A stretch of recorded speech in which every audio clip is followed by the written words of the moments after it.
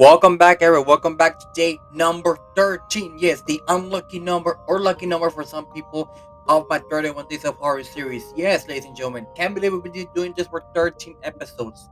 And for this episode, finally, without even thinking about it, to be honest, we're going to be tackling the entire Friday the 13th franchise. Yes, one of the biggest franchise that I think it's probably the biggest franchise I'm going to be able to tackle in this entire series. I could be wrong depending on the rest of the series I'm gonna be tackling later on, but with this franchise, we're gonna be tackling an ungodly 12 fucking film. Which, my god, this was a both a journey of good, the bad, the ugly, and the just unbearable stuff to see in the Friday the 13th franchise. And of course, like I said, Jason Voorhees, one of the most iconic horror slashers next to Michael Myers, Freddy, Cougar, Chucky, and all everyone else. But like I said, we're gonna be tackling not 13, 12 films, which I wish it could have been 13 films, which there's a rumor going on that there might be a 13th film that has been developed and writing, scripting, or whatever for the past 5 years. So I'm like, where is it? So, when that happens, I'll probably review it. But for the moment, let's get tackling into the entire Friday the 13th franchise. So at number 12, at the bottom of the barrel, and I mean the unbearable, disgusting, horrible bottom of the barrel, at number 12, we have Jason X. I seriously don't give a rat's ass about this film. The whole thing about Jason X, supposedly, depending on who you believe in, supposedly this was supposed to be released before Freddy vs. Jason, which it wouldn't make fucking sense. Or it was supposed to, or some people say this was supposed to be the continuation after Freddy vs. Jason, which again doesn't make fucking sense. Well, when you have Jason Voorhees go up in space, it doesn't make sense. The only franchise that works in horror franchise in space is Alien. That's the only franchise. Maybe Predator, maybe some other franchise that I'm thinking at the moment. But when you take a Earth-based slasher or whatever, but take it into space, I'm talking about you, Leprechaun. And don't worry, I'll get that when we get to that list. Trust me. When you get a human-based slasher, take it up to space, you know it's not gonna be the greatest film of all time. Like I said, I really don't give a rat's about this film. I hate it with a passion. I don't like it. I just saw it just for the sake of saying for this list. But do yourself a favor. Do not watch this film, in my opinion. If you like this film, by all means, go for it. But let me know down in the comments why you think this is a great film. But you know, you toot your own horn. But anyway, let's just move on before I fucking blow up a vessel. At number 11, we have Jason Goes to Hell, The Final Friday. Now, this was supposed to be the final Friday the 13th film, but like I said, like I mentioned before, money talks and contracts began to go on. And the thing about this film that, of course, I have it on DVD. And of course, at first, when I saw it years ago, I thought it was a great film. But as the time went on, I kind of realized that this film hasn't really aged as great as the other films we're going to talk about in a bit. When you take Jason Voorhees and make it more of a supernatural kind of thing of how he gets killed and he some for some weird fucking reason his spirit is still alive. So part of his body goes into the actually his soul gets into the doctor who's doing the autopsy, and he's the one beginning to kill everybody. So kind of make it supernatural kind of thing with Freddy. I mean, not Freddy, Jason. That really kind of kills the tone of the character. Know that even though Jason can't fucking die, why make it more supernatural to the more that it really doesn't need to be add the more supernatural elements to it. Of course, the ending. I also like the fact that they kind of hinted things of, like, of course, the Book of the Evil Dead, which I really like that they kind of hinted to that, which I wish it could have developed on that kind of detail. Of course, the ending is the most memorable thing about this film when you see Freddy's hand come up the ground with his claws and grabbing the hockey mask, taking it back to hell. Of course, giving us a hint that there was going to be Freddy with Jason along the line, which I'll talk about this right now. I mean, of course, my number at the next film we'll talk about it in a bit, but Jason Goes to Hell hasn't aged well. The supernatural elements kind of kill it for me. Has maybe two, maybe three great kills that I could bear. I can say they're decent to okay. They're not the most memorable, but they're kind of in the meh category.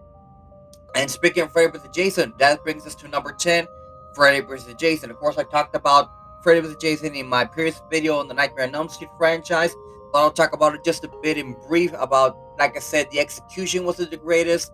The hype was real, but again, the execution didn't really build up to the hype.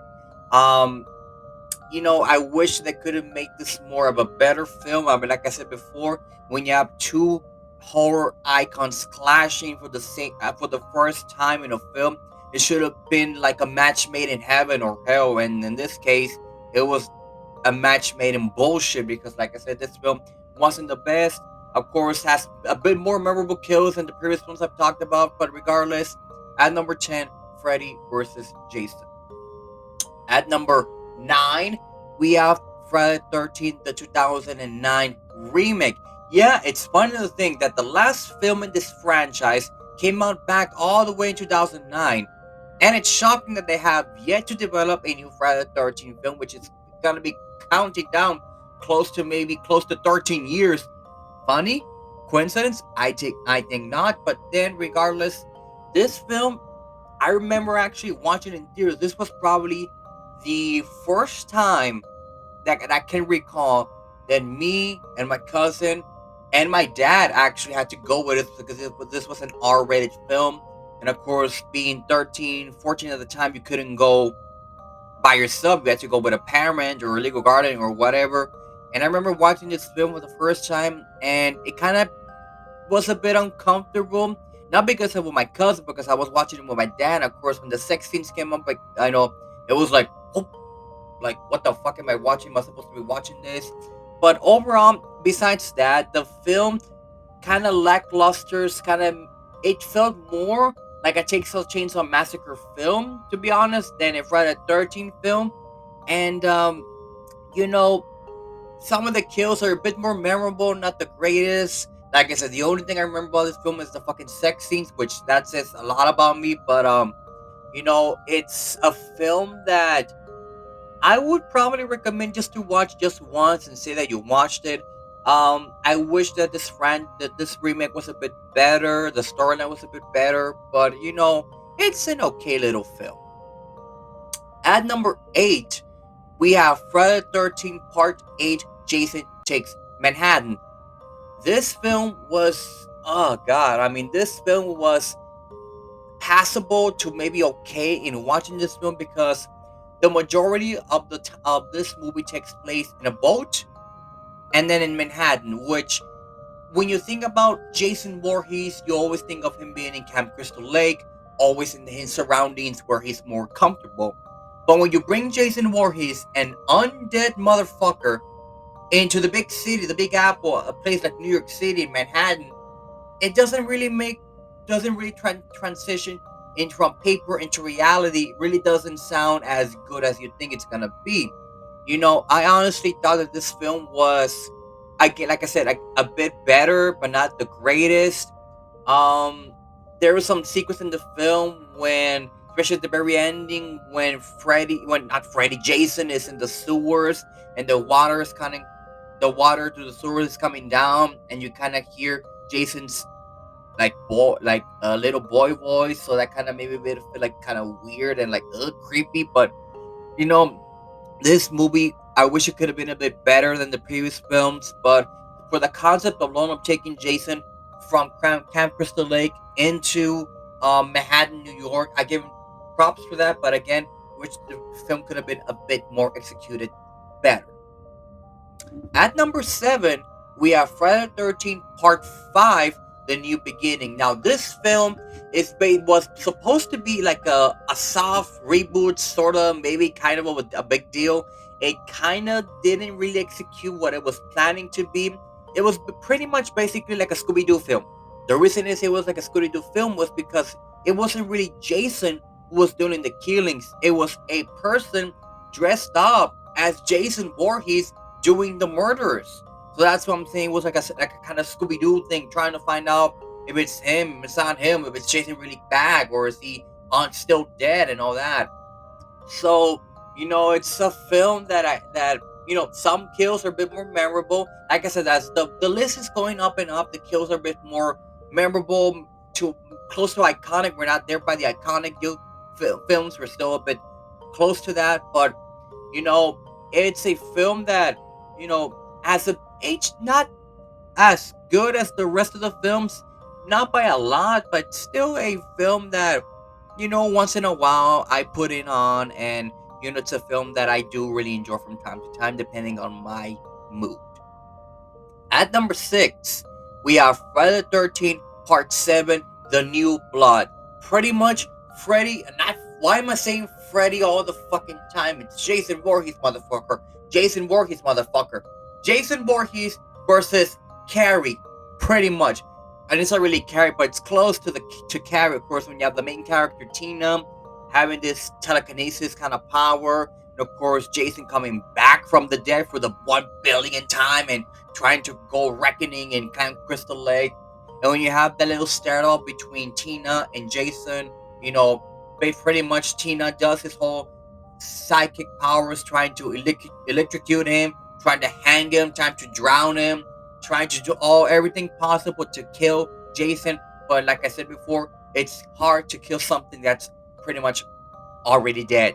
And when you have a character like Tina who possesses telekinetic powers going against an undead motherfucker, it's kind of hard to blend it. But like I said, for the concept of having a girl with telekinetic powers, which I'm pretty sure they got that from Carrie, against Jason, I give him props to that. Some of the kills, like I said, are a bit more better. They're kind of, a bit more refreshing your mind. But regardless, it's a bit better than the films a bit better than the films we're going to talk about in a bit. But regardless, Friday the 13th Part 7 sits respectively at my number 6. Now to the top 5. Now from here on up here, I believe that these 5 films I'm going to talk about are probably the quintessential Friday the 13th films. So at number 5, we have Friday the 13th Part 2. Now this is the film that Jason actually was the killer for once. Of course, I'm going to talk about why I said that in the later film I'm going to talk about in a bit when I mention Part 1. But Jason, for this time, it's the actual killer from there on out. And of course, one of the most memorable things about this film is, of course, he didn't have his iconic hockey mask at first.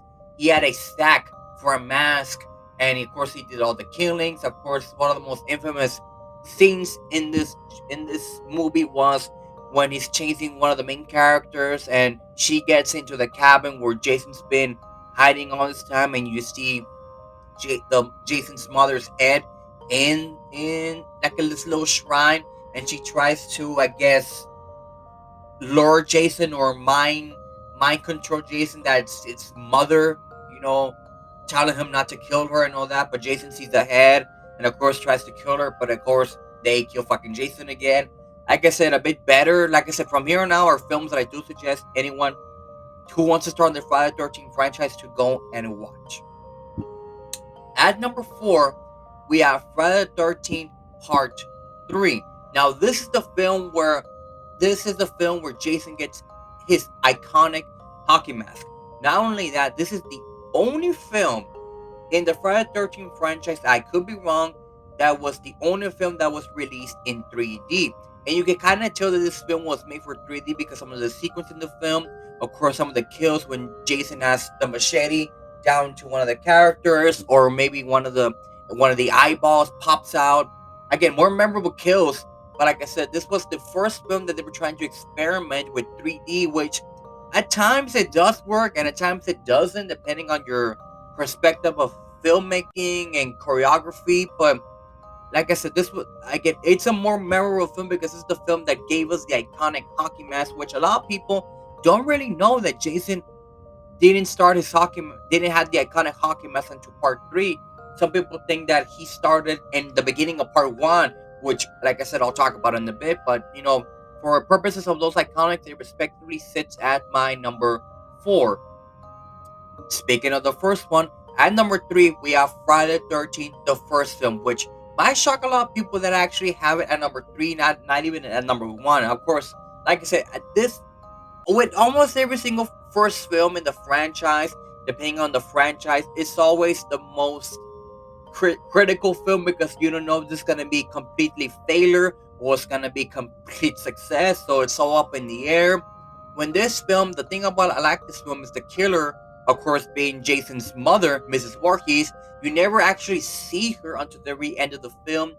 You know there's a killer. You don't know if it's a male or a female, but you know there's a killer because the killer kind of sits in the shadows. But you see, of course, the hand doing the killing. Of course, when Jason's mother is at the bottom of the bed and kills one of the campers with this fork, if I remember correctly, or something. I don't remember what it is. But of course, at the very end of the film, when one of the surviving campers kills Jason's mother by decapitating her with the machete, of course, Tom Chavini, I remember his name, not Shavani. No, that's a fucking wrestler. But for the purpose of like I said, this film at first it should have not made sense, but as the franchise has gone on, it has been a bit more appreciated by fans. It has acclaimed more recognition for fans, and something that a lot of people still to this day give a lot of shit to it because how could you give shit to one of the most iconic films in the franchise that should have never worked, to be honest, but for some reason it fucking worked. Now to the top two. At number two, we have Friday the 13th Part 6, Jason Lives. Now, for a lot of people that I've talked about, this is probably their favorite film because this is the film that a lot of people think that Jason was able to actually be held on loose, undead, evil, crazy Jason. And for I do see those arguments spread, but like I said, more memorable kills. Of course, this is where we get the this is the final film in the Tommy sequel or movies, where of course it's very end of part 5.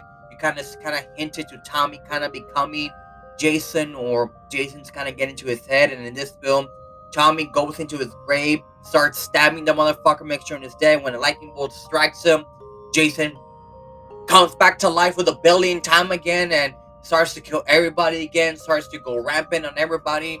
And it's one of the most iconic shots in history in horror, when you see Jason coming out of the tomb, getting his hockey mask and just turning around and getting ready to kill some motherfuckers. I mean, for fuck's sake, I have it in one of my clips in my intro. Just get to show you how much that film has been impactful, not only for me but for a lot of horror fans. And at number one, process elimination might be able to tell you which one's number one. We have Friday the 13th Part 4, the final chapter. Now, in this film, they make Jason a bit more human because, it's the final film. What in the title says was supposed to be the final film. But of course, we got the rest of the saga and the rest of the films. But, I do believe, in my opinion, that the Friday the 13th franchise should have ended at part 4 because I think the ending was perfect.